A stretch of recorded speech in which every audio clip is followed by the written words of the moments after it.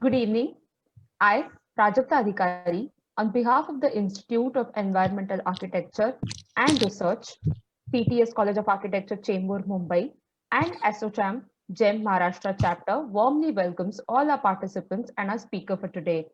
Today's program is hosted by the Institute of Environmental Architecture and Research, IEAR, in collaboration with CTES College of Architecture, Chembur, and ASSOCHAM, GEM Maharashtra chapter. The 3-day webinar series on energy efficiency in buildings, retrofit, management, and policies is arranged on the eve of the National Conservation Day, which falls on 14 December every year and is being observed by the Bureau of Energy Efficiency under the Ministry of Power. Professor Alka Tavri is Principal, CTES College of Architecture, Chembur. She has over 35 years of professional experience in architectural design and management of projects and teaching. Architect Tavri has worked on a wide range of projects, including project architect for Ashok Gardens, Sivri, Mumbai, which was awarded platinum rating by IGBC Green Residential Society's rating system in 2018. Planet Godrej Mumbai, and several other projects spread over metro cities and smaller townships. I would now request Professor Tavri to give the welcome note. Professor Tavri, please. Thank you, Prajakta. Uh, Good afternoon to all the attendees and the speaker of today's session, Engineer Bruce Rowse. On behalf of CTS College of Architecture and our esteemed management and IEAR and ASSOCHAM, I would like to invite you all to this 3-day collaborative webinar to raise awareness on all the important issues of energy conservation. Since energy efficiency, reduced carbon footprint, and its impact on the environment and climate change have all too been experienced in the past 9 months by all of us. Our college is a young college, the first to be established in the eastern part of Mumbai. It was established in 2014, and the past 7 years has been a phenomenal journey where our college has grown from strength to strength. 2 years ago, we also started a postgraduate program in project management. Last year, we co-hosted ICHH International Conference, where we invited architect Fumihiko Maki, who gave the keynote speech. We also organized a teachers training program last year in collaboration with Council of Architecture. Over the years, we have endeavored to introduce a holistic learning to our students and imbibe in them social sensitivity to the built world around them. We also encourage our students to engage in honing their skills by introducing them to various workshops such as carpentry, metal upcycling, ceramics, paper mache, and resin. In recent years, several of our students have won awards, acclaims at academic and sports event. A few of our students have already become accredited professionals for different green rating agencies. We have a very enthusiastic team of faculty who keep thinking about innovative ways of teaching, like role plays and debates in class. Many of our faculty have presented papers in national and international conferences. We've always been keen on environmental issues and encourage our students to incorporate environmental consciousness in their design. We believe in interweaving academic syllabus with practical knowledge and hands-on application. That's why last year we installed a pilot rainwater harvesting system in our campus. And we are in the process of updating our environmental lab. It was our founder principal, Professor Nagrat's idea to have an environmental observatory in Chembur by monitoring temperature and rain of this part of Mumbai. We have successfully completed the very odd semester last semester, and we are enthused about entering the next semester with maybe a hybrid mode of teaching. Through this collaborative lecture series, we present to you 3 days of enlightenment. Thank you, Prajakta. Please take over.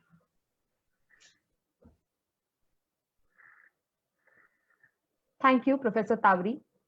Dr. Roshni Yehuda is a qualified master trainer and empaneled expert on the Energy Conservation Building Code (ECBC) of India, awarded by the Bureau of Energy Efficiency (BEE UNDP GEF). She is principal investigator for the Department of Science and Technology, Government of India's research project on developing energy efficient and ECBC compliant opaque wall assembly. I now request Dr. Roshni Yehuda, President, IEAR, and co-chairperson, ASSOCHAM GEM Maharashtra chapter, to introduce the speaker and take the event ahead. Dr. Roshni, please. Thank you, Prajakta. Good afternoon, everyone, and welcome to this webinar on energy efficiency in buildings, retrofit management and policies, which is being organized as part of the Awareness Raising Week of the Bureau of Energy Efficiency, Government of India. First of all, I'm delighted to see this enthusiastic response to the webinar from participants who have registered from all over India. On behalf of our institute, IEAR, we once again warmly welcome you. As you're aware, we started this webinar series for knowledge enhancement ever since the lockdown began in March 2020. In fact, this is the 17th webinar being organized by our institute, through which we have reached out to more than 2,500 participants in different parts of the globe. So about our institute, the Institute of Environmental Architecture and Research, it's a Mumbai-based educational research and training institute with a vision to create a sustainable environment through scientific research, education and training, socio-cultural understanding, community engagement and awareness. We are registered as a public trust, and our trustees comprise a multidisciplinary group of scientists, professionals, and academicians who came together to form this organization after having worked collaboratively for more than 15 years on education, environment consultancy, and awareness. Our motto in this organization is Environment First. The goal of our webinar series is to provide educational and research inputs and a scientific and analytical approach to environmental issues. Today is the first day of this webinar series on energy efficiency in buildings, which will be held from today, that is 10th to 12th December 2020. And today we begin with an important topic, that is retrofit of buildings and for energy efficiency. The potential of reducing energy consumption and our carbon footprint through energy efficiency in buildings is huge, not just in India, but all over the world. Operational energy consumption in buildings in India alone accounts for about 38% of total electricity consumption. And this is significant considering that 60% of the building stock is yet to be constructed. And you would be surprised to know that even today, 56% of our primary energy in India comes from coal and 92% from fossil fuels, most of which even we are importing, like oil. The Planning Commission of India has estimated that by 2032, nearly 37% of the total electricity consumption will be from the residential buildings alone. And of this, up to 65% is estimated because of space cooling and fans, especially in the multi-storied residential apartments. The share of air conditioning in commercial buildings is also rising, and it is expected to rise to 23% from 23% in 2012 to 55% in 2030. So retrofit is going to play a major role, as we have a huge existing building stock, which is most likely, as we know, is energy inefficient, especially the design of the building envelope, as also the equipment for heating, cooling, and lighting. In this context, it is my pleasure to introduce to you our expert and speaker for today, Bruce Rowse. Welcome, Bruce. Bruce is the founder of 8020 Green. He is a mechanical engineer with an MBA who has worked in project management consultancy, business development, and management. His consulting experience covers a wide range of sectors, including education, government, healthcare, chemical manufacturing, food manufacturing, hospitality, leisure and entertainment, maritime, agriculture, and commerce. He also has direct experience as a business owner, having founded, operated, and eventually sold energy efficiency consultancy, Carbonetics. He has worked in different parts of the world, in Africa, Australia, Southeast Asia, and the Pacific, for a range of organizations from SMEs through to not-for-profits and governments. Bruce has a strong interest in energy efficiency policy and has helped contribute to the Malaysian 5-year development plan 2016 to 20 with respect to energy efficiency. Bruce is a member of ASNZS Committee EN001 and contributed to the writing of ASNZS AS 3598 2014 Energy Audit Standards. He delivers training for the Energy Efficiency Council and is an assessor for AIRAH, which is the Australian Institute of Refrigeration, Air Conditioning and Heating.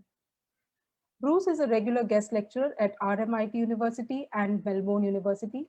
He is a level 4 instructor for Efficiency Evaluation Organization, EVO, and is chair of their extended training committee. Welcome, Bruce. And first of all, thank you for accepting our invitation. Over to you, Bruce. Rajni, thank you very much for your very warm welcome. And I'm very pleased to be here today to be presenting to you. And it's very exciting to be involved in this event. And I really appreciate the invitation. So I'm going to share my screen.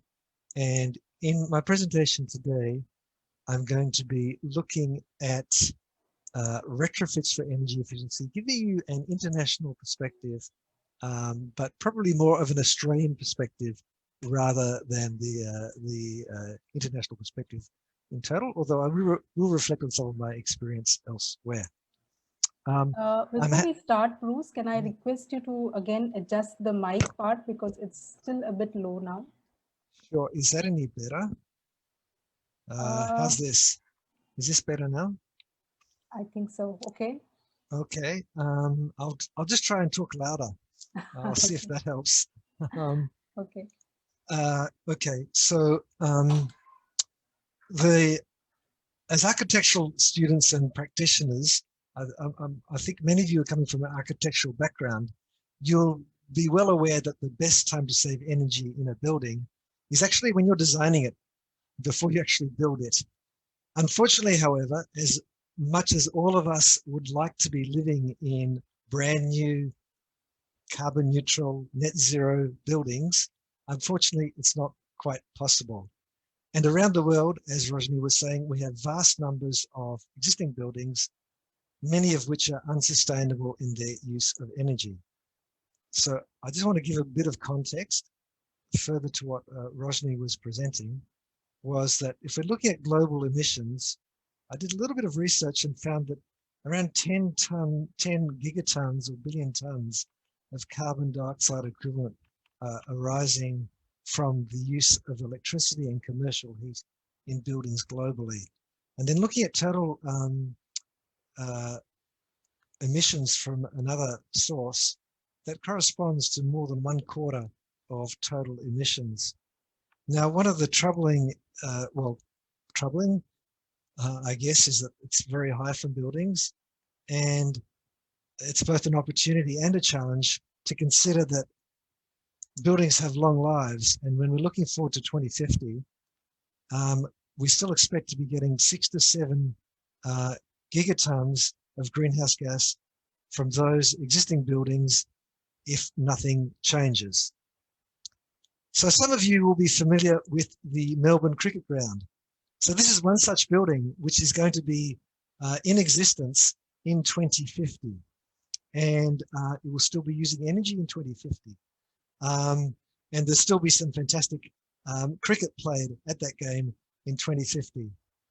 So what can we learn from cricket at the MCG when it comes to making our buildings more sustainable? And one thing that we can learn from cricket is that a cricket score, like a sustainability score, doesn't come from just hitting the ball once or from one person. Sustainability scores arise from many actions by many people. And so this is a team effort that we're engaged in when we're addressing the many sustainability challenges that we face. And you may think that perhaps your contribution is very small and it's just a drop in the ocean, but there's many of us now engaged in this. And it's so exciting to see so many people on this call here today, interested in energy efficiency and retrofitting buildings. And great things can indeed happen with focused effort. So what energy efficiency retrofits can be implemented? So, and also I want to ask the question, what is the savings potential as we're looking forward to 2050 and beyond? So if we're looking at a building like the MCG, or indeed any building, there's basically a limited number of types of energy efficiency upgrades that you can engage in. And I've classified these into 4 types of upgrades. So the first type of upgrade is basically conservation. I'm going to explain each of these in a bit more detail, but conservation basically means using less energy. Then we can look at equipment efficiency. Then we can look at on-building renewable energy. And then we can look at fabric upgrades. So if we look at conservation first, conservation is choosing to use less energy. It could also be defined as having smarter control, using the existing equipment in a way that delivers the same energy services, for example, the same amount of lighting, same amount of heating and cooling, ventilation, and so on, but using less energy to do so. It could be defined as operational optimization, could be defined as tuning your building, or even retro commissioning or recommissioning the building. Maintenance would even fall into this category of conservation. So here's some examples of conservation. Here we have turning a computer off when it's not needed. And here we have a light which has got a sensor above it, an occupancy sensor, which turns that light off when no one's there, and is, I guess, a way of automatic conservation of energy. So I see conservation as basically not using energy. And you can achieve amazing things with conservation. Right now, I'm at home, but there was a time when I was operating from an office, and it was a tenanted office, and I paid, along with my staff, a great deal of attention to conservation. And we managed to limit our usage in that tenancy to about 1/3 of that of a typical office building of the same size, basically by doing things like putting these sensors in that you can see here, having very aggressive switch-off practices, and dressing appropriately for the climate. In winter, you'd have warmer clothes. In summer, your clothes would be much lighter. This is another aspect here of conservation, which some of you may be familiar with. It's working with a building management system, or SIMWA, in order to optimize the use of energy in the building. For example, by changing some of these set points, for example, or the dead band, or things like that. Another aspect of conservation would be maintenance. So we can see here, fairly typical in older building, the insulation here on this refrigerant pipe is in very poor condition and would need maintaining. Now, an important element to enable conservation is trying to make the invisible visible. So all it takes to operate an air conditioner is electricity running through a very small cable and the flick of a switch.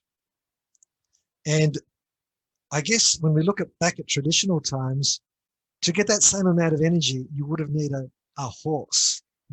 And it's not quite as easy as just flicking the switch. You've got to look after the horse. You need space for the horse. You've got to feed the horse. There's an awful lot of work involved with maintaining a horse.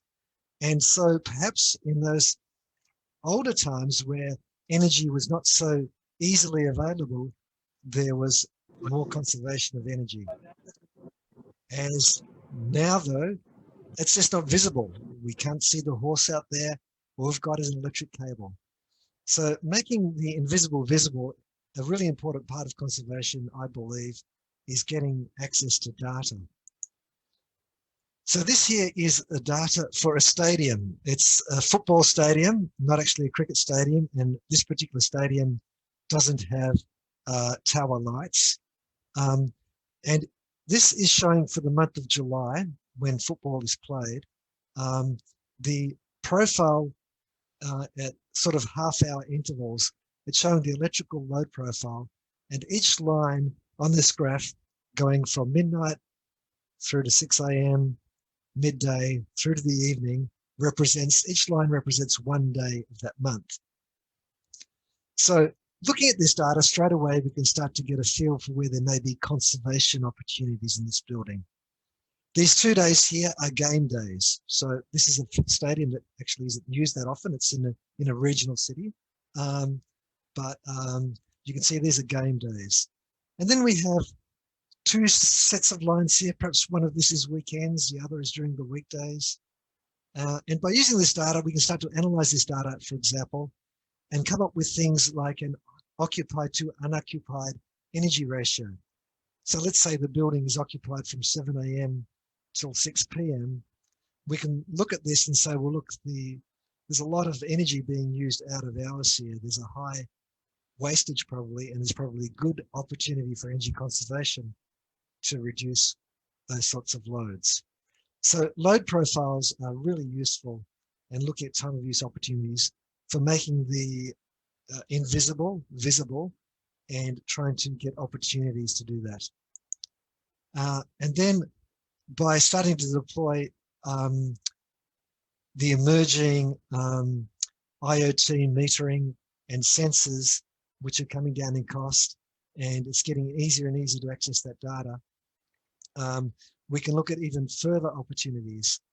And this is, I guess, leading to one of the skills that's needed going forward as we seek to retrofit our buildings and get more efficiency, is skills in managing data, collecting data, and analyzing data to see where the opportunities are. Now, there's use data to identify opportunities and to automate savings. Now, this graph here is coming from an Australian company called Buildings Alive. Now, the history of this company is that the founder of the company was working for a major owner of property portfolio of CBD office space across Australia, in Melbourne, Sydney, Brisbane, all the major cities. And the government was requiring that the buildings improve their energy rating as a building. We have a rating system here called NABERS, the National Australian Building Energy Rating System. And tenants, particularly government tenants, were demanding that these be 4.5 or 5-star NABERS rated buildings. So Craig Rusak, who's the founder of Buildings Alive, decided, look, I'm just going to try, I'm not going to retrofit the buildings, I'm just going to try to manage them better to achieve savings. And he was able to bring, say, a 3.5-star building up to a 4.5-star building with no capital expenditure, just by better managing the building to reducing its energy use. The NABERS rating is based on the actual energy use over a year and then normalized for climate and occupancy and such things. So it's a rating based on actual energy use. So by reducing the actual energy use, he managed to improve the ratings and retain government tenants. He then set out this company called Buildings Alive, and I want to explain this graph. So Buildings Alive basically works with buildings by analyzing their data and optimizing their control of energy, particularly, the heating, ventilation, and air conditioning systems. And they automate this to some extent. So this graph is showing the number of days, weekdays, from commencement with Buildings Alive. And this is showing their portfolio of buildings as they've gone through the number of days. So we can see when they first start, straight away, they're getting a saving here of maybe 2% at the start. And then over time, so here we're going up to, several years, we're getting savings now of 25, even up to 30% just by continually optimizing the building performance. So for me, this is a great example of energy conservation using data, making the invisible visible by getting sub-metering data and such forth. And with the emergence of the Internet of Things, which is making it much cheaper, cloud computing, we've got a lot of very smart software engineers, perhaps some of you, including some of you in this call now, it's becoming more and more possible. The next area of the four that I mentioned is equipment efficiency. So basically, this can involve either upgrading existing equipment to more efficient equipment or upgrading with a redesign. So this next slide shows here on the left, we're upgrading LED tubes, fluorescent tubes to LED tubes. And over here, this is a bit old now. This photo is actually about 12 or 13 years old, before LEDs came out. It involved retrofitting. So this is actually changing the design of the lamp fixture. Here we have a standard fixture on the left. In this fixture here, we've put a reflector behind the tube, put in the brightest possible fluorescent tube, and managed to achieve a similar light output by improving the light output ratio, getting a brighter tube that we did with two tubes here. So this is kind of an example of a design change here. This is an example here of just a straight technology change. And then, of course, we can look to major retrofits. Now, in this case, this is a pumping station, and I was asked to deliver some efficiency work at this pumping station. And in this case, it's a large pump, I think about a 150 kilowatt pump. I can't remember exactly. And what we did here was we actually looked at the design of the system and not just the pump efficiency. And what was happening was water was flowing downhill from a dam about 100 kilometers away into a dam next to this pump. And then this pump was pumping water from that dam up to a town reservoir supplying a town. So the energy efficiency upgrade that was done here, we looked at the system as a process and decided, well, we've got a lot of pressure in that pipe coming down from the high dam 100 kilometers away. Why don't we just eliminate the dam in the middle, keep the pressure in the pipe, and use that to push the water up into the dam near the town? Now, we still needed to use a little bit of pumping because the other dam was higher and to get the flow rate. But basically, by doing that, we managed to get an 80% saving. So that's what I mean when I refer to looking at system design. It's looking, can we achieve the same outcome by changing the equipment or the way the equipment is configured, but to get very large efficiency savings. This is another example, perhaps a more typical example of how you might go upgrading a building. This is an office in Fiji in a tropical climate.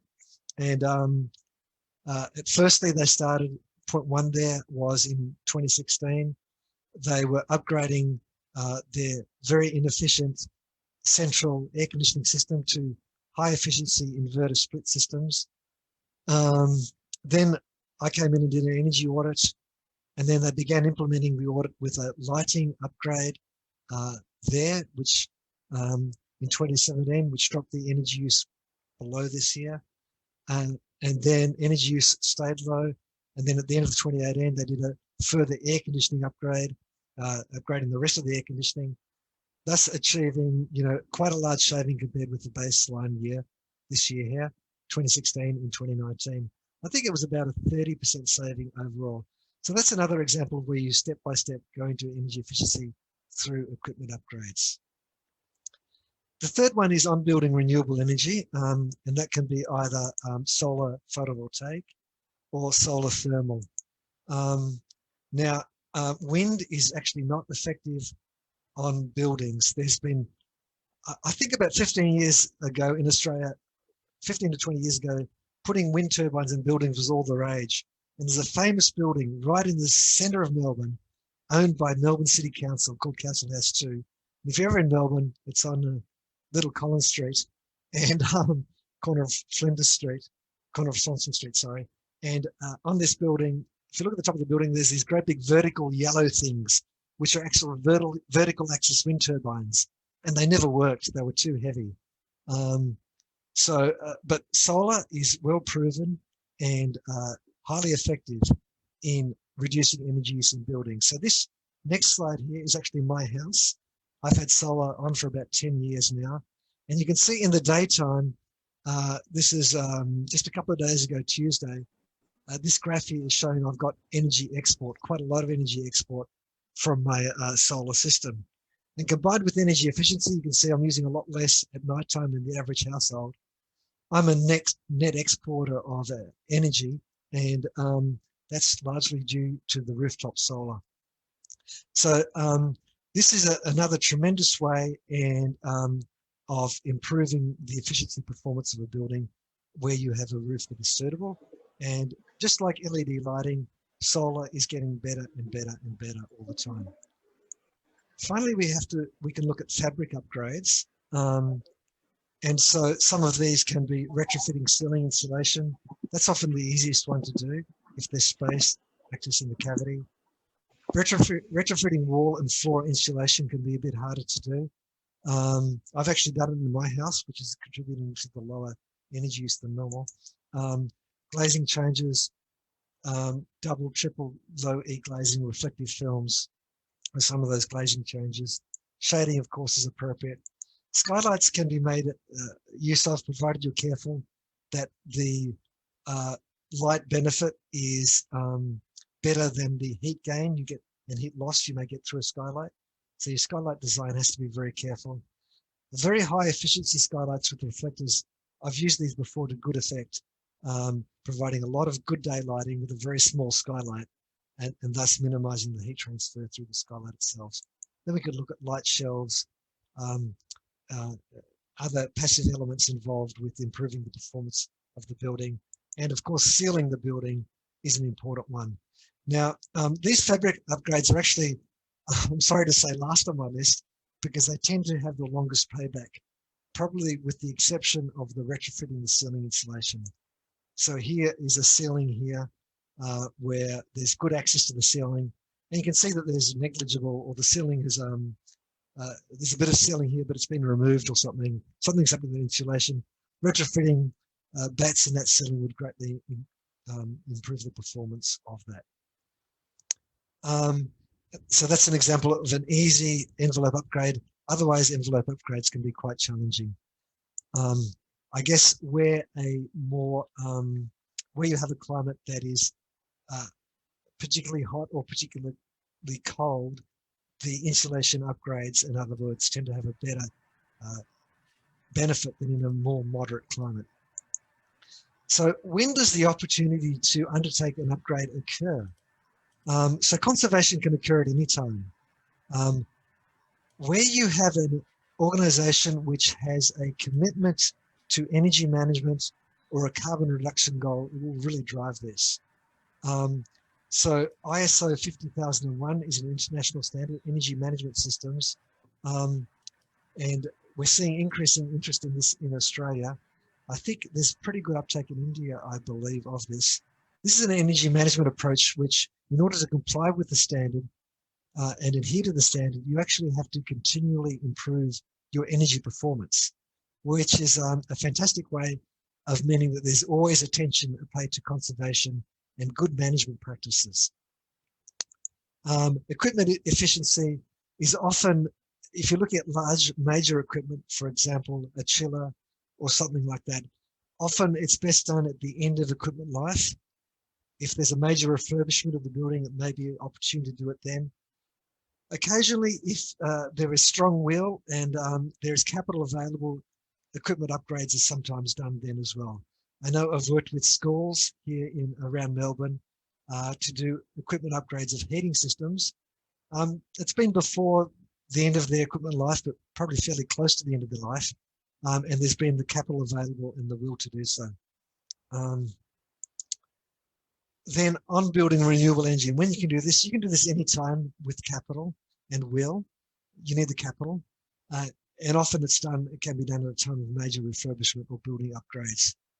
Because renewable energy tends to be quite visible in Australia, it's very popular, solar on rooftop, even though the payback may be longer than an equipment upgrade or conservation. It's quite popular. And finally, when do we do a fabric improvement? When you have capital and the will to do so. You can do that anytime. Otherwise, it will tend to occur at times of major refurbishments or building upgrade. So if we were looking at a building built in 2000 and looking at how retrofits may occur going out through to 2050, this here is just a very rough sample of how they do it. So, for example, the organization may have a focus right now on energy management. So it engages in conservation continuously. But then let's say in 2030, the CEO of the company changes or something happens and the company loses its interest in energy conservation. They may then do nothing and then perhaps renew that interest later in time. You know, there's one company here in Australia called Linfox, which is a trucking company. And this company, you know, became really concerned about climate change in 2006, 2007, and committed to reducing its carbon emissions per kilometre of truck travel, per kilometre that each truck travelled, by 50% by 2050. So if you look at a truck, you think, how can you get a 50% saving by 2015? Well, it's incredible. They got a 48% saving by 2015. They didn't quite get the target, but that's amazing. And that involved tremendous high-level commitment from the top of the organization down throughout the organization. But then the CEO changed. And so now that particular organization, Linfox, is probably more in a state like this. They're not actually doing much. And I hope that with time they get back to that conservation focus to keep reducing their energy usage. So equipment efficiency, you know, it may come through routine changes. You're upgrading your lighting, you're upgrading your computers or your server room. And then maybe in this dark blue line, you're actually upgrading your cooling and heating system. And then there's other minor refurbishments. So, you know, that may not happen that often as we're going towards, say, 2050, but it can happen occasionally. On building renewable energy might be something you do once now in a major way. Then maybe in 20, 25 years' time, when that system is at the end of its life, you put in what by then would be a system that would be vastly more efficient and better. Assuming, say, you've used up all your roof space at this period. And then fabric improvements, you may do perhaps some minor improvements here, perhaps some roof ceiling insulation or something if that's accessible. And then, you know, coinciding with this HVAC upgrade, you may at that point decide to do a major envelope upgrade as well. So I guess what I'm saying is retrofitting of buildings tends to happen in fits and starts, not necessarily a continuous process.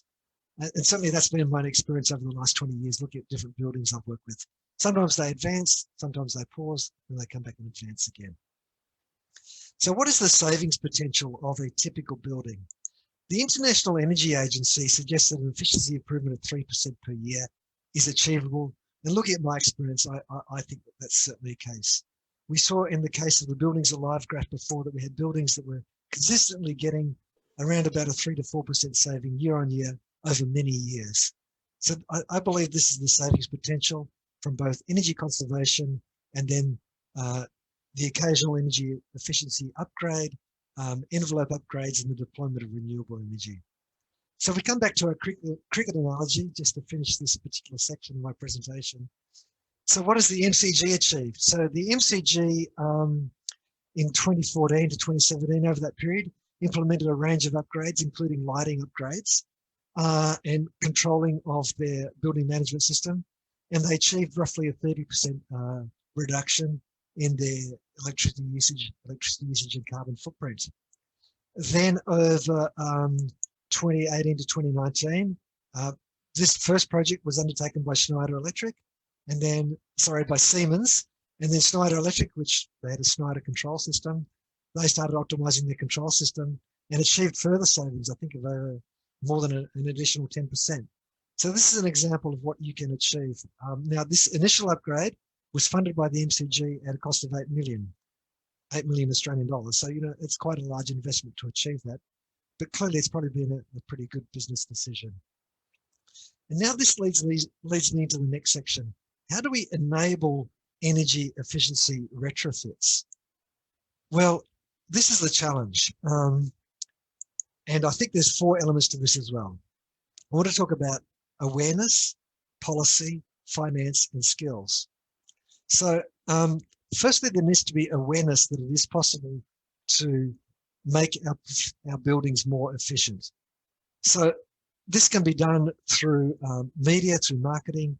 And I guess in our industry, we can't be shy. We need to be telling the good news stories, like the story of the MCG, which has got a great saving by doing some upgrades. And I'm sure it's given them a good financial return as well.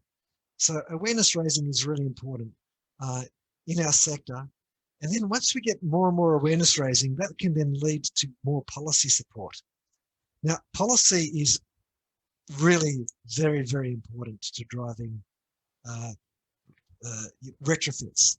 And there's basically two ways I see of doing this. You can regulate and force efficiency, or you can create markets. This is the energy consumption in my home state of Victoria. So in Victoria, we have a population growth of around about 2% per annum. We're the fastest growing state in Australia. We've got economic growth. Australia, if you're looking at, US, Canada, similar countries, Europe, we've got a greater rate of GDP growth in those other countries. So, you look back up to 2008, you think, well, what would energy use be by 2019? You've got this, arrow projecting that, we're going to be consuming around about 60 million megawatt hours annually by then. Well, guess what's happened? Our energy use has come down a lot compared with what it would be. It's probably there about a 25% reduction, maybe a little bit more compared with what it would have been otherwise, based on this trend line. And that has been largely driven by policy. It's been driven by two things, this reduction. The two main factors have been, well, there's a number of factors, but the two ones I want to point out are rooftop solar. There's an enormous rooftop solar uptake in Australia. Over 20% of residential buildings have rooftop solar. And then the second aspect of that has been energy efficiency. And energy efficiency has played a really important role.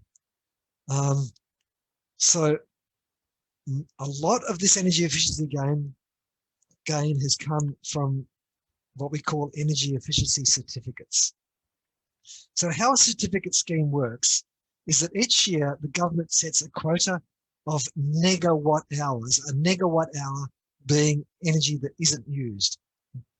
And it puts an obligation on each electricity and I think in our utilities now, some gas utilities, they're allocated a quota of megawatt hours they need to produce each year. Providers of energy efficiency products and services then sell energy savings to utilities in a competitive marketplace in the form of energy saving certificates. So these certificates are actually traded in the marketplace. And certificates are generated from regulator approved activities using approved methods to determine savings. So for example, a commercial building lighting upgrade is such an activity. So under that activity, you establish the wattage of your existing lights. You have to measure the wattage. You install new lights. You determine the wattage of those lights based on the wattage difference and the estimated hours of operation. And the hours of operation are estimated by the government. Sort of there's a blanket number that depends on the type of building. That then creates certificates. Now the certificates are deemed for 10 years for the lifetime of that light, basically. So you get a large number of certificates up front, and those certificates create quite a large discount at the time of sale of those lights, or the time of installation. So then, an energy user, someone who owns a commercial office building, will say, hey, look, I could upgrade my lighting to LED, and due to this, these certificates, it's going to reduce the cost by quite a bit. So therefore, I'm happy to invest some money myself to do the upgrade. Let me give an example that I prepared when I was working in Malaysia. Whoops. I don't know why my voice is coming on here. Can you hear my voice in the background? Okay. Hang on. I just need to make something here. Good. So, sorry, I've got some auto queuing on these videos. I didn't check it beforehand. So there's Aminah. She's buying an air conditioner. So she could buy a 2-star model for about 900 ringgit, or she could buy a 5-star model for 1800 ringgit, twice as much. So you think, well, why would she spend extra? So she goes to a store and the salesperson offers her a discount on the 5-star unit. That's a megawatt discount of, say, 450 ringgit. Well, she decides, well, I've only got to pay an extra 450, so I'll buy the 5-star unit. Now, over the 10 years, the next 10 years, that will save her approximately 1,700 ringgits on her power bills. So it's been a pretty good investment for her. She's got a good return of 2 or 3 years of that extra money. Yeah. Now, the air conditioner retailer will then sell those megawatt certificates to utility. So let's say that that's 4.4 megawatt hours over the 10-year lifetime. That would create, say, 4 certificates. If 1 megawatt hour is 1 certificate. Let's say the utility is willing to pay 120 ringgits for each certificate. The retailer will get 480 ringgits. They will keep 30 ringgits and pass 450 ringgits onto the purchaser. So to summarize this example, the utility paid 12 cents per kilowatt hour to the appliance retailer. They covered about half the cost of the extra cost of the high efficiency air conditioner. The appliance purchaser, in this case Aminah, she put money into energy efficiency. That's capturing private investment. And then the savings are deemed over the lifetime of the appliance. So that's what we call a white certificate or a utility energy efficiency obligation scheme. In Australia, we have these certificate schemes in 4 states, including my state. And the certificate market is worth hundreds of millions of dollars a year annually. So this is creating a marketplace that's creating jobs for people to work in energy efficiency. In Victoria, it has contributed to the decline in energy use that I showed in the previous graph. So how is this paid for? Well, it's actually paid by every electricity user. This is a bill from New South Wales, an electricity bill from New South Wales. And we can see this small charge here, which is a very small percentage of the total bill, is paying for the energy saver scheme in New South Wales, which is enabling those upgrades. So this for me is a great way of creating a marketplace for energy efficiency retrofits. A great policy instrument. Now, the third element I want to talk about now is financing.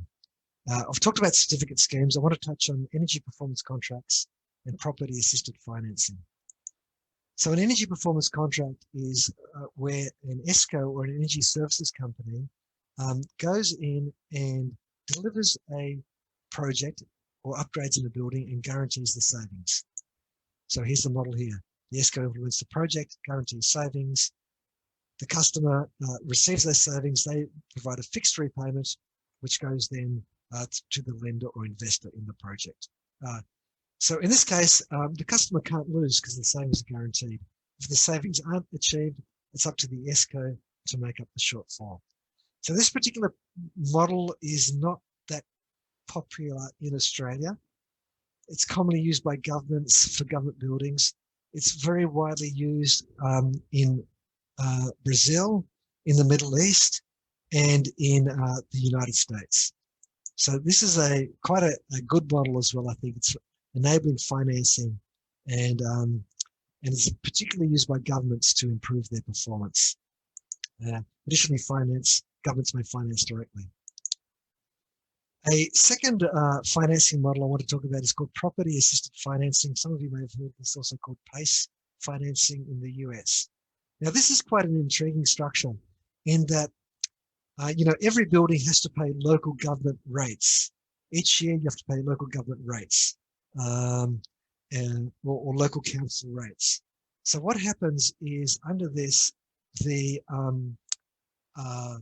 financier will give money to an ESCO, an energy services company.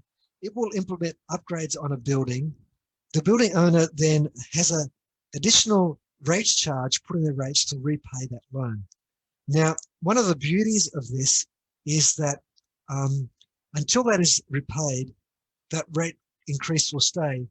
But if the building owner changes, the new owner just takes over that payment of the rates. So essentially, the initial owner, if they're thinking of selling in a couple of years, they can still do the upgrade because they won't be responsible for paying for it for the next few years.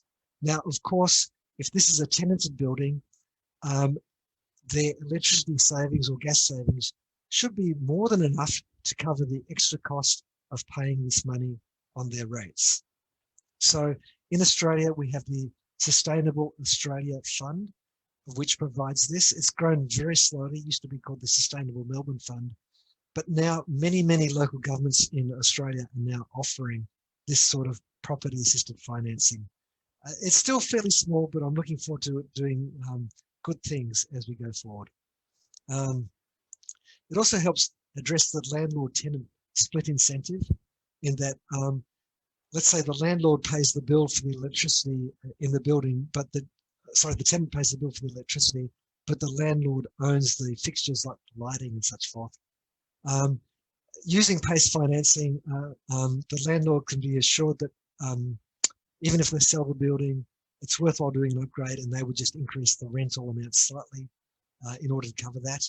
And the tenant will benefit by getting lower electricity bills. So now I guess I'm going to wrap up my presentation by talking about skills. So some of the skills that are needed to enable these retrofits are skills in metering and data collection. I think I touched on that earlier. This is a really exciting area as meter costs come down, the costs of cloud connected data come down. We're getting quite interesting machine-to-machine networks like LoRa, WAN, Sigfox, narrowband Internet of Things. These are dedicated machine-to-machine networks that tend to have very good range and are fantastic for communicating things like metadata and sensor data. And, you know, with LoRa, previously you would have had to perhaps put cable into all the sensors. Now you can have just a single gateway in an entire building, LoRa building, with LoRa enabled sensors. So this is skills in managing this metering, understanding these devices, and in data collection and management, I think are really important going forward for enabling energy conservation. Then we need skills in analysis and energy auditing. So analysis is being able to understand that data, understand how the building's supposed to work, and then come up with ways of optimizing the controls or changing the system so it improves. You can make that improvement. Energy auditing is kind of a skill that involves understanding the data, but also having a deep understanding of how building systems work. Then we're looking at design skills, the ability to design systems that can deliver the same service in a different way, or the ability to design and develop new products that are more efficient. We're looking at skills around installation. There's a lot of trade skills. And it's interesting, a lot of the stimulus now in my state, the economic stimulus following COVID, is actually focused on energy efficiency. A huge amount has been allocated. It's almost 1 billion Australian dollars has been allocated at the state level, largely for energy efficiency upgrades because they're highly labor intensive. And it's a great way of creating jobs. Because of COVID, so many jobs were lost. Then we're looking at commissioning and tuning as being another really important skills. Those of you who have been involved in new buildings often know that, unfortunately, often the budget runs out in the new building just when it comes to commissioning. The building is not commissioned properly and never performs to its design intent. So skills in commissioning and also recommissioning or retro commissioning are really important as well as we're going forward. Sales and marketing skills. Energy efficiency needs to be sold. And one of the really interesting things about the certificate schemes is now there's a whole lot more expertise in selling energy efficiency in Australia because people are competing for certificates to create certificates and sell them to the utilities. So that's a great skill to be developing in this area. Now, policy and political influence are really very, very powerful skills to have. If we look at the solar revolution around the world, the solar PV revolution, it actually much of it came from out of Germany, and one or two politicians there who were really keen about solar And they basically created the first feed-in tariffs in the world. The feed-in tariff being where you put on solar on your roof, for any electricity that you export to the grid, you get a guaranteed payment. And, I have a solar system on my roof thanks to that feed-in tariff. I probably wouldn't have put it in if there wasn't a feed-in tariff. So policy and political influence are tremendously important in enabling this. So for those of you interested in politics, I suggest maybe don't be so scared of it, because you can perhaps do great things by pushing sustainability in politics. The ability to create financing and come up with innovative financing products like the PACE financing is really important as well. And it's great to see. I know I've had a couple of young engineers contact me recently saying, look, we want to work in green financing. I think that's really exciting. Then we're looking at energy management as being a really important skill for large corporations. Johnson Controls, which is a major provider of building control systems, they also produce chillers and other sorts of equipment, ran a institute for quite a while. It's closed now. It's called the Building Efficiency Institute.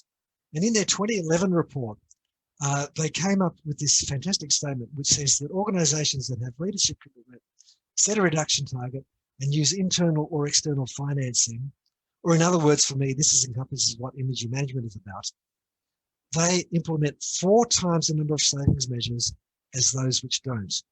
So skills in energy management and being able to take the story up the corporate ladder and get corporate buy-in to energy efficiency are tremendously important in enabling the huge potential of retrofit that the IEA says is 3% per year. And if we look forward to 2050, that's going to get us close to getting our existing building stock very, very low energy use.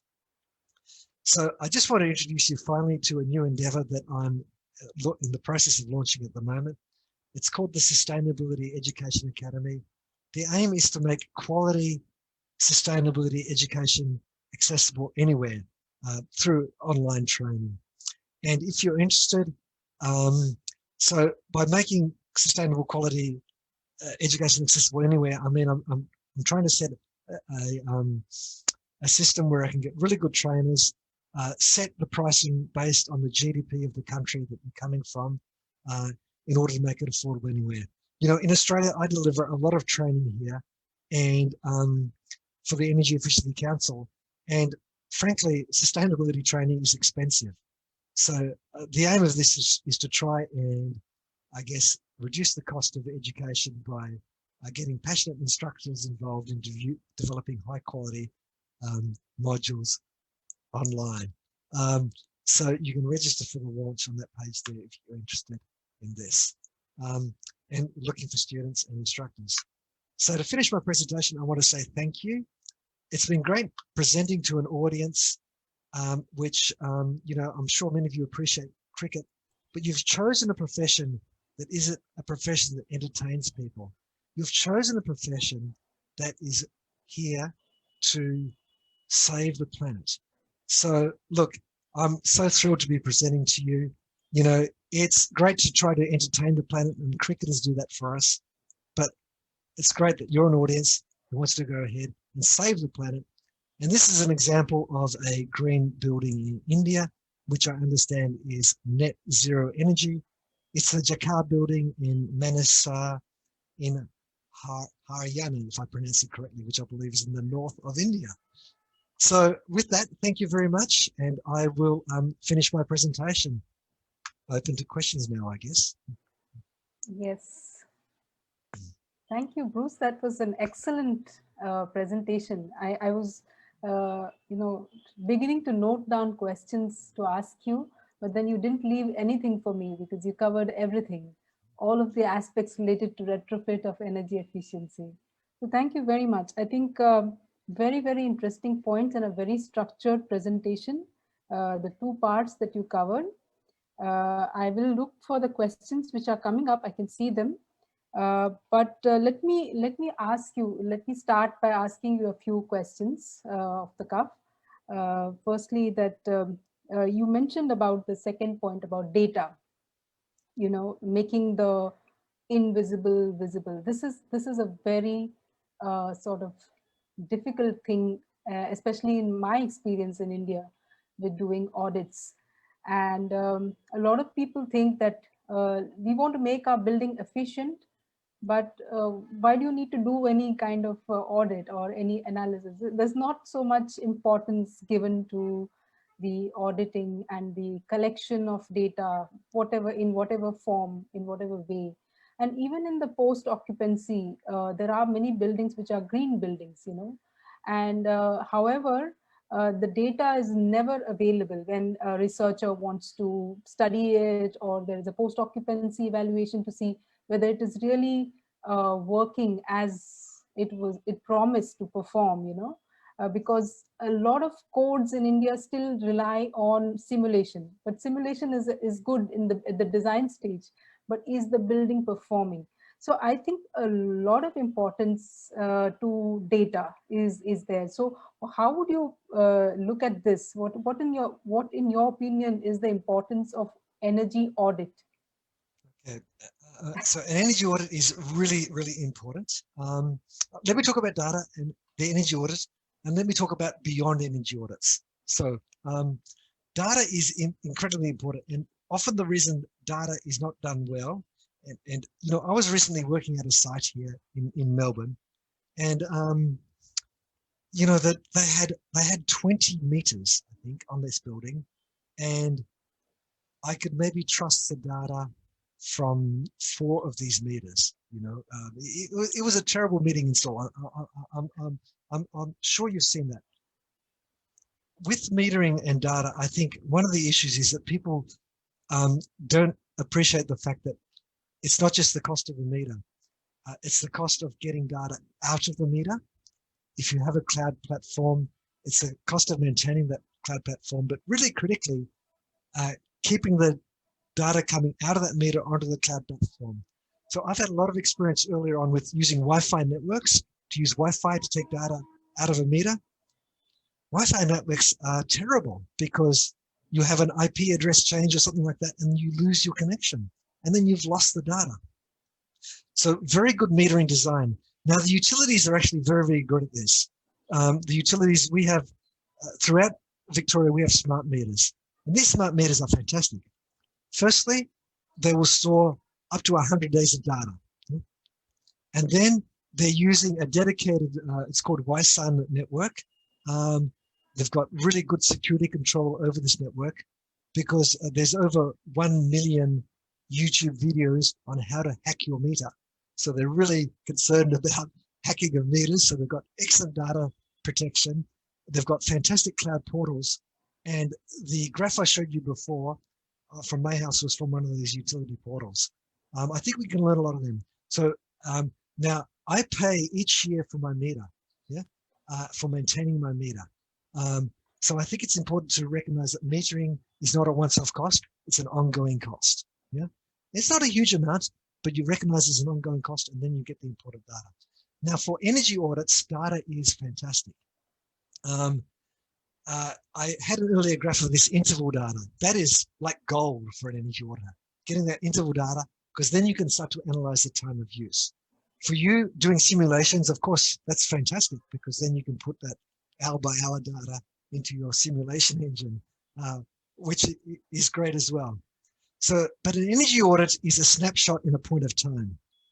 So at an energy audit, you're looking at data that came, you know, in say the previous 12 months or the previous 24 months, and you're analyzing that, and then you're building some recommendations out of that. And then hopefully your recommendations are acted on. You know, I know in my experience that I've done energy audits where no action has been taken. So it's almost like a waste of time. Yeah. And then most audits I do, not everything is implemented. Not all only some of them are implemented. And then the case I had from Fiji, you know, I did my audit, and then 2 years later, they sort of implemented one of the major measures. It took them a long time. So one of the things that is gradually emerging with the Internet of Things, with capacities, you know, software programming, you could almost call it machine learning, is where we're looking towards an ongoing energy audit, by you're continually analyzing the data, you're setting up algorithms to analyze data and to tune the building. So this is more, I guess, energy conservation. It's not looking at major equipment upgrades as such, but then once you incorporate into that what we call predictive maintenance or condition-based monitoring of equipment, you use condition-based monitoring, and then you can sort of get your predictive maintenance. You reduce your maintenance costs, anticipate failures. So I'm really excited about that, how it can go. And, you know, India, you guys are the software engineers of the world. So surely this is something you guys could be doing really well, this sort of ongoing tuning and stuff. Yes, yes. I think that's very important. And there's in fact, tomorrow we have a very good speaker who has done excellent work in data monitoring and analysis and IoT, and he's going to explain with the help of case studies. So I'm looking forward to that because it will be a continuation of what you are saying. Let me take a few questions from the chat here. There's one question from Joshi, as I can see the name. I think he's referring to the figures include in terms of the, I think you mentioned about the 3% savings potential improvement per year. I think he's referring to that, or he or she, whether this includes the redundancy of the equipments. Does does this kind of a figure include that? Okay, so that 3% per annum, I think that would be including, yes, undertaking equipment upgrades as to more efficient equipment. So one fantastic policy that is driving that around the world is minimum energy performance standards, or MEPS.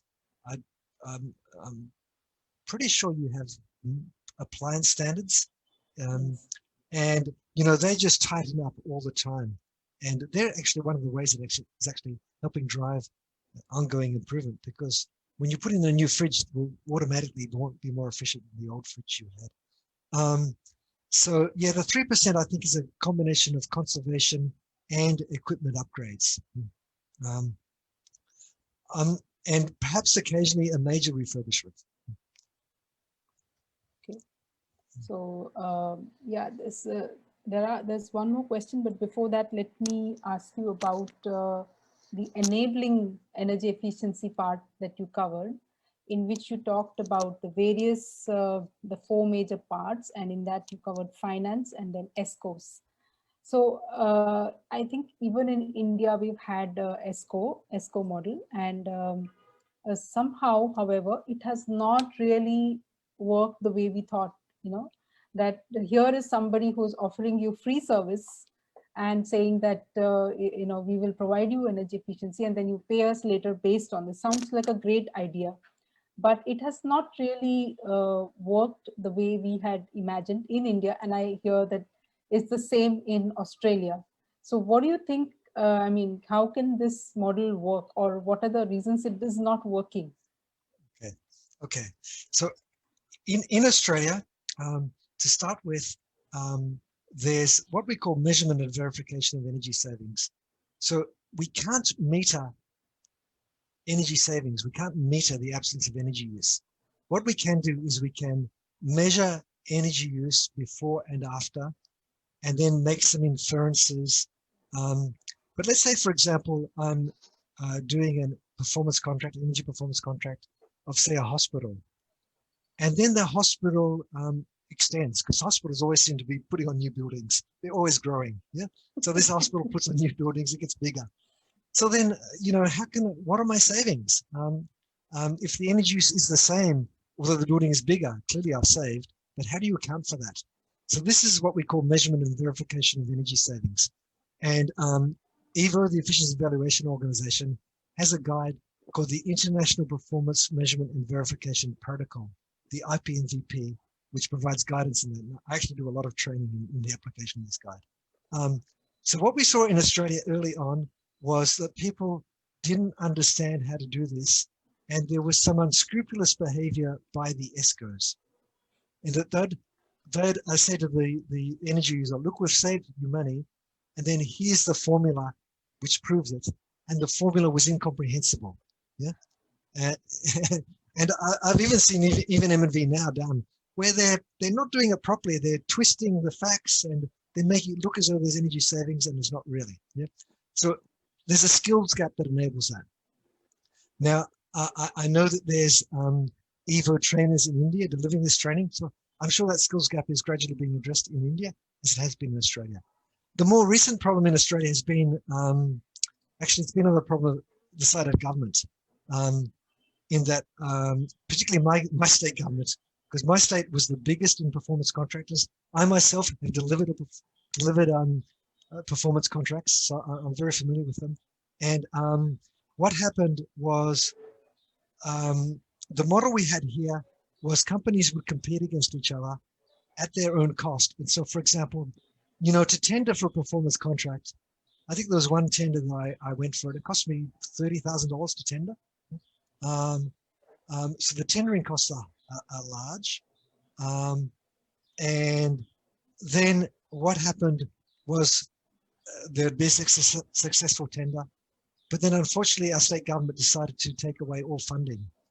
So there are many companies like mine had gone through the tendering process, maybe we'd been successful, but in the end, we weren't awarded the contract because they took away the funding.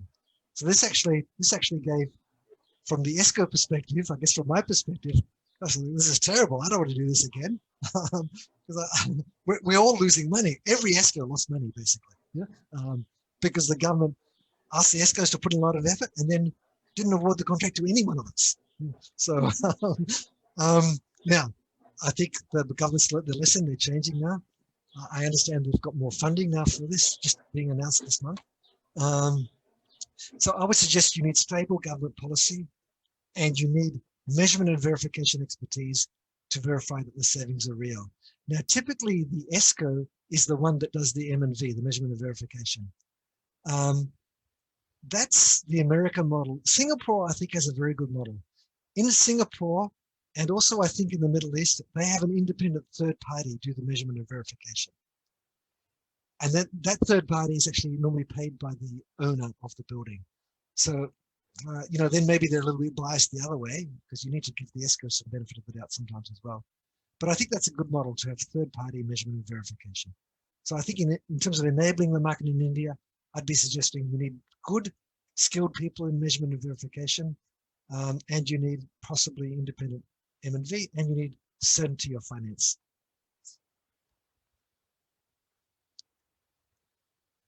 Sorry, there is some background noise and I have no control over this, but thank you. I think it's a very, very important points you have made on ESCOs, which is something, we have not been successful so far. So I think a lot more training is required, more people in this field who can do the measurement and verification, and also, of course, enabling policies.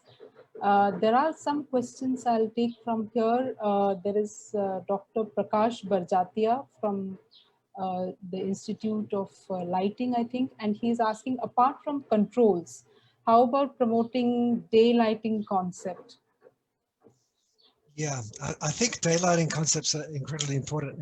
And I did mention that you can use skylights quite effectively as a daylighting. You do have to manage the heat gain very, very carefully with that. Often, retrofits to building envelopes, though, tend to be relatively expensive in relation to the savings achieved, unfortunately. But even things like the color of the walls inside can make a difference, making sure the walls are a lighter color. Light shelves, control of light is important as well, control of glare. I've seen some really interesting use of blinds. I don't know if you've seen it in India, but I saw in one building quite a while ago, I think they were a tenant and they just put in a reflective blind, a highly reflective blind, internal blind. Ideally the blind would be outside, but they had it internally. And that seemed to work very well. It had good visibility and really stopped the western sun coming in. An emerging thing that's happening with some LED lighting now is LED lighting is sometimes getting inbuilt occupancy sensors inbuilt into the fitting itself. And that's really fantastic as well for better managing light energy use and turning lights off. Sorry, I'm not an architect, so I perhaps can't add too much more on daylighting design. Yeah. I think I'll just add one more point, like from my example, from my own experience to Dr. Bajatia's question. Yes, the scope of retrofit in existing buildings, as far as the envelope is concerned, is somewhat limited because because of various reasons. Sometimes it's an old building, sometimes it's a heritage building, sometimes you have to maintain the facade. So there are many things because of which facade is not such a great area as far as retrofit is concerned. Of course, in new buildings you can do all the possible things. However, I'll just give an example that, a few years ago, there was a college building where we successfully did the retrofit. And the main reason we did the retrofit was the thermal comfort aspect, where, the roof was a major source of heat gain. And what we had done was to introduce a radiant barrier material in the roof, and also the, high albedo paints that we put on the rooftop. And we improved the stack ventilation by introducing turbo ventilators. So yes, we did manage to do something without doing many large changes. We made ventilation possible, cross ventilation, etc. And we even did some simulation to check whether all of this is actually going to make a difference. And it did, because we were constantly monitoring the building post retrofit as well. So I think there are opportunities if you are able to think through them. And but again, with respect to an envelope, one has to be a little bit careful because of all the regulations and things like that. Bruce, coming to the next point, the last point that you covered was a very, very interesting point for me about skills. You at least there were 8 to 9 areas that you mentioned related to energy efficiency skills. Now, this is very interesting because I know that in many countries in Europe, in America, I know there are building envelope professionals. There are people who, if your building is not performing or your building is having leakages, there are people who professionally come check and they are able to give you the solutions. Unfortunately, that is not, at least in India, we don't have. And at least these 9 areas that you have mentioned, including commissioning, the sales and marketing, all of these areas, I think there should be some kind of skill and training. So what would you suggest, apart from, of course, Systemi, is how would people have access to these kind of trainings, or these kind of, how can they get, say, certify themselves or something like that? Is there an agency, is there an international something that they can do in order to become, and then, they can become professionals and, practice? That's a great question. So various countries have various sort of certifications available. You've highlighted. So for example, in Australia, if every home has to get a home energy efficiency rating now, and that efficiency rating can only be delivered by a licensed, home energy rater, basically. And so they're trained to use the software and, properly come up with the energy rating. But these certifications are scarce. For example, in Australia, we don't even have an energy auditor certification yet. We had one for a while, it disappeared, and we don't have one at the moment. So actually, one of the things I'm hoping to do with Systemi is to try to create my own sort of micro-credentials into the training, because you can get a lot of online training which doesn't include assessments. I'm a huge believer in assessments. You teach someone something, then you ask them questions and make sure that they can actually have absorbed the material and can give you the right answers. So I think assessments are a huge part of that. There's a lot of I guess training available now online if you're willing to search. I think there's a lot of very interesting stuff out there. But I still think that there's tremendous scope to be developing training and developing certifications around that. Robust certifications, which are based on thorough assessments and the assessments developed by experts in the field. I don't know if I can add 2 more than that, but I just want to come back to a couple of other points that you mentioned. Because I want to go back to the policy and go back to your question about the metering and the importance of metering. Another really good policy in Australia that I'd just like to share with you is called NABERS. It's Australian National Australia Building Energy Rating System. And I think I mentioned it, but it's based on the actual performance of the building. Now in Australia, if I rent or lease office space of more than 1,000 square meters, that building must have a NABERS rating, and that NABERS rating must be included in the advertisement for the building. So in order to generate a NABERS rating, you have to have good data. So that's forcing the data issue. You know, if you don't comply, there's fines. So everyone is complying with this regulation. So this is an example where regulation just to disclose building performance can be really, I think, beneficial in ensuring the data quality. And that also goes back to our National Construction Code. Now, when you're installing building a commercial building, you are obliged to install submeasuring. You have to meter, you know, the HVAC, and I think ventilation has to be separate, lifts are separate, lighting is separate. It all needs to be submetered now, which is a great way of sort of getting that data to enable energy efficiency down the track. Yeah, so thanks.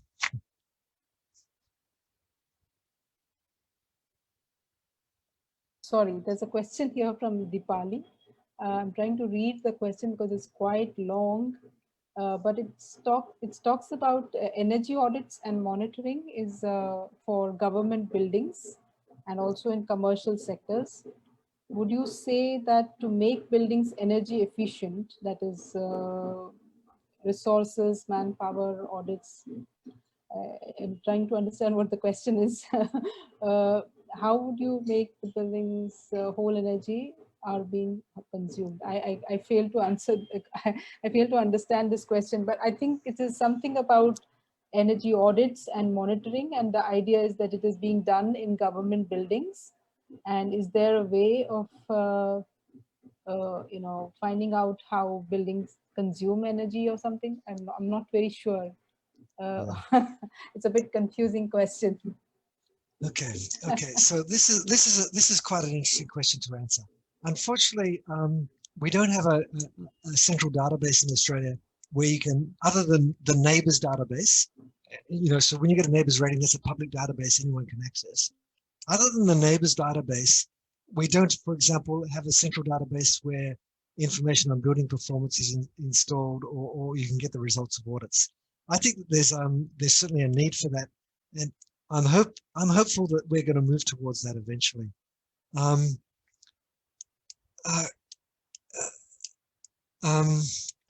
In the US, there's a lot of universities which have a program where their students go and audit buildings. I can't remember the name of the website now, but they've had a lot of students go and audit thousands of facilities, and that audit data is available in a public database. We also have the EPA, again in the US, the EPA Building Portfolio Manager, I think is what it's called, which has also thousands of buildings in its database and could be quite useful for benchmarking purposes. Yeah, monitoring is certainly important and is of greater importance. And real-time monitoring, I think, is really, really important if you're trying to tune a building and get ongoing improvement. With respect to energy audits as well, energy audits, I think, are good where there is commitment to implement the audit. So if someone asks me to do an energy audit now, one of my first questions is, how much money do you have to spend on the upgrade? Because an energy audit is going to tell you to spend money.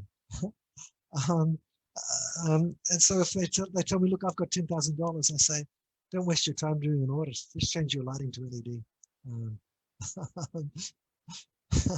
So I think you have to be careful about audits. They're good, but for me, a good audit is one that is implemented and where the savings are roughly what you estimated and the cost of the upgrade is roughly what you estimated.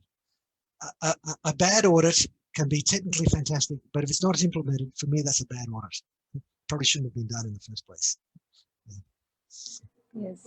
I think, yes, it's very true. I know that many clients, when when they say that, oh, you're going to charge so much for an audit, I want to get the improvements also done within this.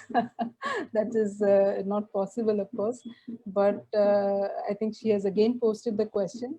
But I think that I just want to dwell with one more point that you mentioned during the topic, and that probably the last one that we can take is about the energy efficiency certificates, the megawatt hours concept. I really like that concept. I don't think we have any such concept in like this in India. Or at least that I know of, and it's a very successful model. I believe that is working. I mean, that's a policy tool that is enabling energy efficiency, which is completely lacking in our case. In fact, we are still stuck with a lot of design based tools, and even that is not getting implemented, sadly. Yeah, the efficiency market is it's created a market for people to work in energy efficiency, basically. It's fantastic. And the systems keep evolving. So you can even do complicated projects. And they have a method called measurement and verification based method. So based on the actual savings, that's how the certificates are created. It's it's very nice. So yes, I'd urge you to look at the certificate schemes. You know, I actually studied when I was in Malaysia. I studied certificate schemes around the world. And this may sound biased, but I actually believe Australia has the best certificate schemes in the world. Yeah, New South Wales and Victoria. I used to say New South Wales all the time. New South Wales is a very good scheme, but my state's catching up now, Victoria. So yeah, I think it's worthwhile looking at. The New South Wales scheme. It's called the Energy Saver Scheme. It's worthwhile looking at. Okay. I just read out to you one last comment from Nikhil Devkar, who says it was such a brilliant presentation and simple to understand. Just adding to energy monitoring, the way I had learned about importance of monitoring was what cannot be measured cannot be saved, and your presentation tells us why. And another comment about a very good presentation by Dr. Barjatia. So I think with that, we are almost at the close. I'm beyond the time, actually. A very, very interesting presentation. I'll just summarize that what Bruce mentioned today. He took us to two parts. The first part was about how to go about energy efficiency, in which he covered conservation. I like the very simple definition that you put. Conservation is choosing to use less energy. Fantastic. And then he talked about equipment efficiency, on building renewable energy, and lastly, fabric or building envelope. And then in the enabling aspects of energy efficiency, he talked about awareness, policy, finance, and skills with a lot of examples. And I must say, thank you, Bruce, for using the analogy of cricket, because that really works. In India, cricket is the one thing that works. And thank you for also sharing that building in Manesar, which frankly, I have not seen myself. I generally give the example of the net zero energy building of Government of India called the Paryavaran Bhavan. But this Manesar building, I had seriously escaped my attention. So I will look it up, and I hope that everybody has taken notes from here and will continue to write to you if they have any questions. Thank you really for giving us this presentation and for giving us an international perspective. Thank you. Over to you, Prajakta.